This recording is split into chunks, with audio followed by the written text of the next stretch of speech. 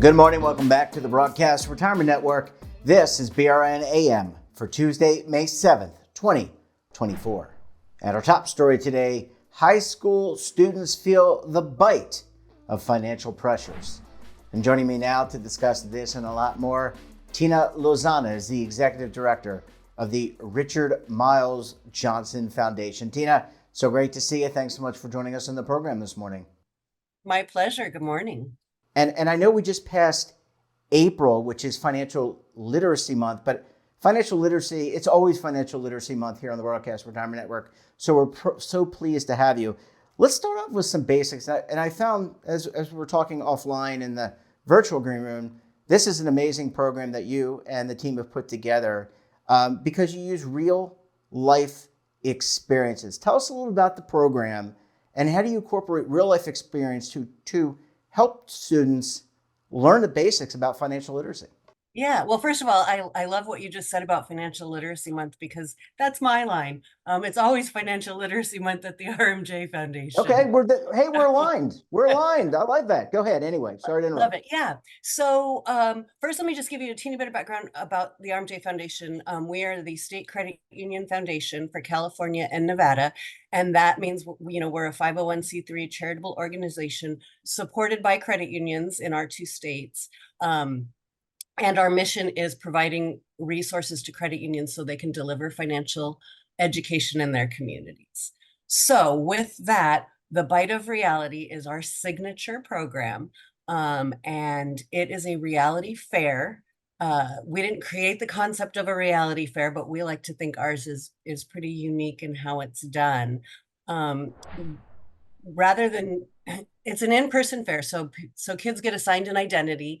They're told, you have this job, this is your salary, your spouse has this job, this is their salary, you have a child, you have some credit card debt, you may or may not have student loan debt, and so this is your monthly budget, basically. Now go spend your money. We don't give them a lot of instruction. And they're physically in a room, typically like a high school gym, but in, a variety of different places. And there are 8 tables set up where they go to one table to buy transportation, one for housing, one for groceries and dining, one for kid care, all the things that we all have in our monthly budgets. There's a table for that. And what we don't tell the kids, but we tell the volunteers is, because they're playing the role of a merchant. So we tell those volunteers, you're on commission. Like, it's all about the sell. We want to get the kids to buy the most expensive thing at every station because we want them to run out of money. You learn when you fail, and we want their hopeful first failure with money to be in our safe place. Yeah. Now, when they do run out of money, they get to go to the credit union table, and that's where they get some financial counseling, figure out where they overspent, and we actually let them return any item and buy a more affordable item. Okay, so there's a good return policy for any of these items. All joking aside, Tina, and it takes me back to when I was when we can get into this maybe in the second segment, when I was a kid and we had a similar program. I mean, this is 5th grade for me. That was many years ago, decades ago, actually. But it takes me back to that program. Practical experience, very important. How old are these young are they adolescents? Are they 13, 14, 18? High school age is the target. We go as low as 8th grade. Younger than that can do our program. They can follow the rules, make the purchases, do all the things. But we don't feel like it has the same impact because real life isn't on the horizon yet. Yeah. So I don't think it's as impactful.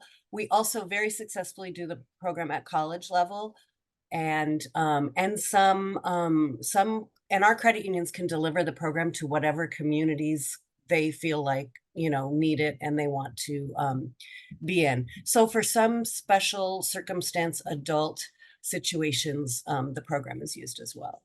And why does practical and real life, why is that better than just, hey, this is a credit card, this is an interest rate, this is a dollar bill? Why is, I mean, those are there are lots of programs out there that are very tactile and strategic in that regard, but why is practical application better? You know, let's just talk about the high school kids because that's again the bulk of the participants in our program. It's real. It feels like it's relevant to them. And so our program, it's an hour and a half. It's not, they're not learning everything they need to know. What they are doing is getting some awareness about you don't know what you don't know. Mm. So it's a real eye opener. And it's a great launch into we're going to come in next month and do an hour on credit cards or credit and credit scores and debt and checking accounts. And, you know, now that the students have had that awareness, they're much more likely to recognize the importance of paying attention to the maybe not as fun and interesting, but still very relevant education. Yeah, I think it makes you feel like a big person. I mean, I can, having gone through that in fifth grade again, decades ago, it made me feel like, get a job, do all these things. And we can talk about that after the break. Tina, as I said, I need to take a very quick break. When we come back, we'll talk more about financial literacy. Forget the month, financial literacy year. You're going to want to stay tuned right here on BRN AM.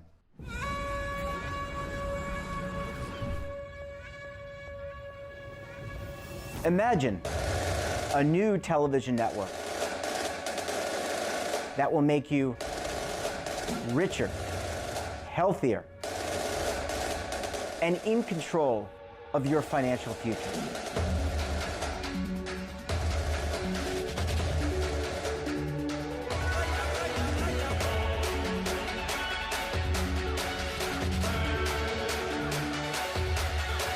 This network is for the policewoman in Nashville, Tennessee, the baker in Dubuque, Iowa, the teacher in Lexington, Kentucky. We want to make the idea of savings and retirement culturally relevant. But what do you see as a defining issue of the midterms? Especially for the smaller businesses. I mean, they are the lifeblood of the American economy.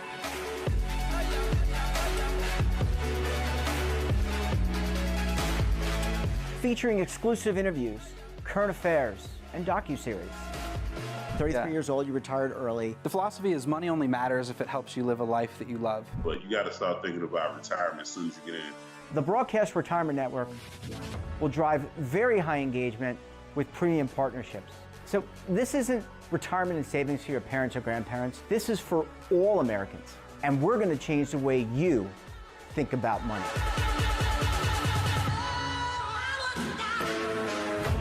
Welcome to the next frontier of retirement and savings. This is BRN, the Broadcast Retirement Network. Well, Tina, thanks so much for staying with us. Really appreciate you hanging around for segment number 2 this morning. My pleasure. And I was kind of recounting my days decades ago in kind of a similar structured program. But today, technology, I didn't grow up. We grew up with like Atari 400s and Apple IIs. Many, I'm really dating myself. But technology today has really evolved. How does that technology, iPhones, tablets, all this stuff get adapted into the program? Yeah, great question. So we started out the program back in 2012 when we started delivering it. It was paper and pencil. We gave the kids a packet of paper, a pen, a calculator, checkbook. They had to write everything out. Over time, for a variety of reasons, partially, inventory control on all the paper and pencil and saving trees, and also trying to make the program more relevant for kids. We introduced an app, a smartphone app, that we had developed just to take the place of the paper and pencil. The magic of the program is the interaction that the students have to have with the grown-ups. That interpersonal connection is vital to the program. But doing the math and writing the check, because who writes a check anymore? No one. And Not even my mother. Not even my mother writes a check anymore.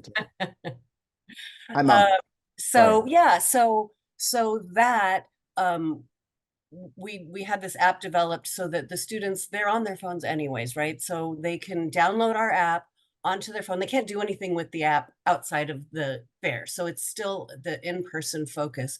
but it's kind of like online banking. So they have the conversation, they get the sales pitch, they decide, yes, okay, I definitely have to have that fancy sports car. So then the volunteer just gives them a code that they enter into the app so that they make the purchase. It tracks their purchases for them. It lets them know when they run out of money. And that was an unexpected thing that we learned.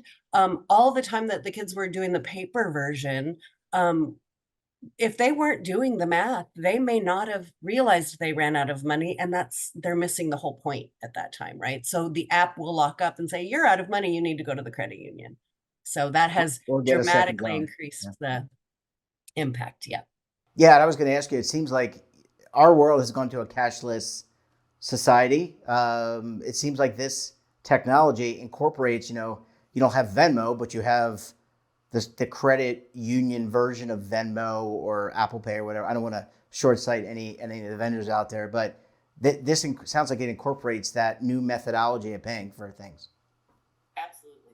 Yeah, and Tina, I want to just follow up with that. I mean, I have to think parents of students in this program, one, they're probably elated that the kids are getting real practical experience, so that when they go out to dinner or they go to buy that cool game, that now the kids understand, hey, that's got to come from somewhere. Mom and dad's budget or whatever, their guardian's budget, let's put it that way, their parental guardian's budget. But they have to be elated because they're probably learning something as well or relearning something as well.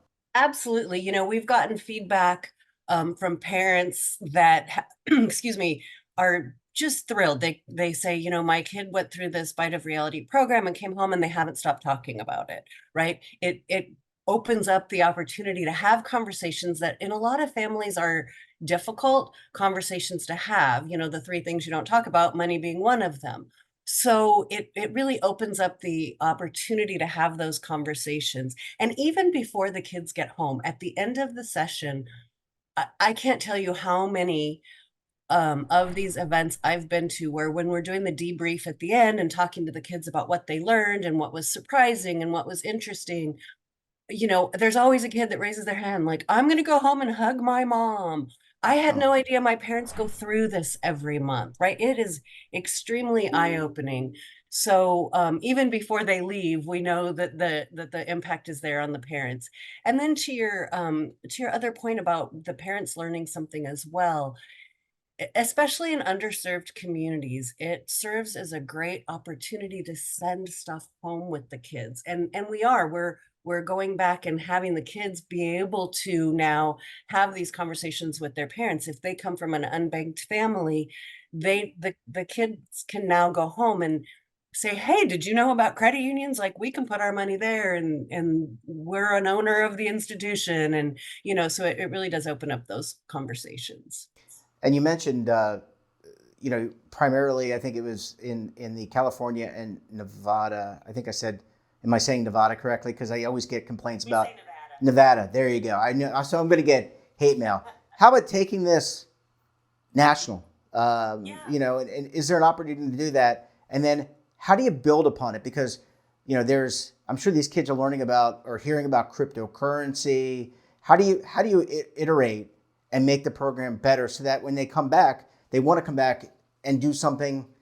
They want to come back again and again and again. So you got to keep changing it up. Yep, exactly.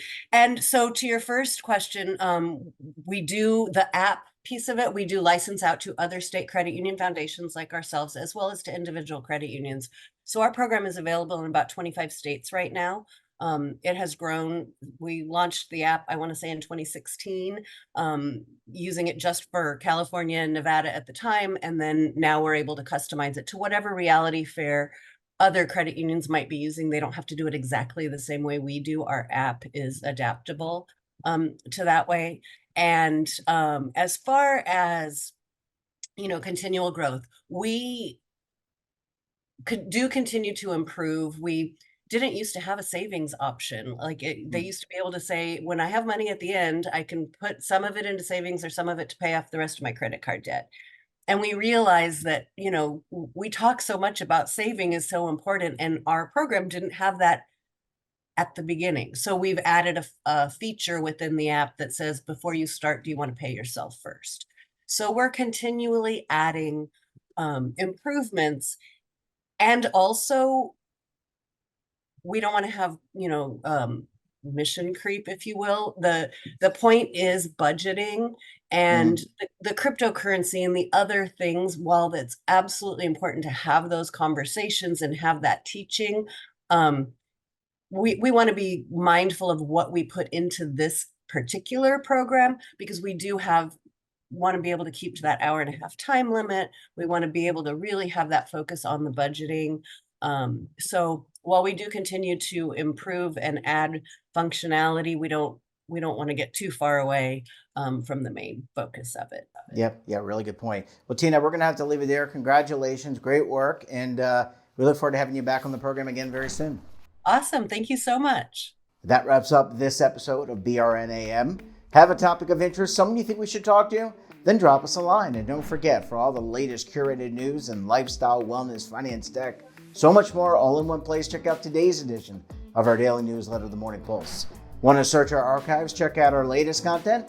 Then visit our website. We're back again tomorrow with another edition of BRNAM with very special guests and, of course, another important topic. Until then, I'm Jeff Snyder. Stay safe, keep on saving, and don't forget, roll with the changes.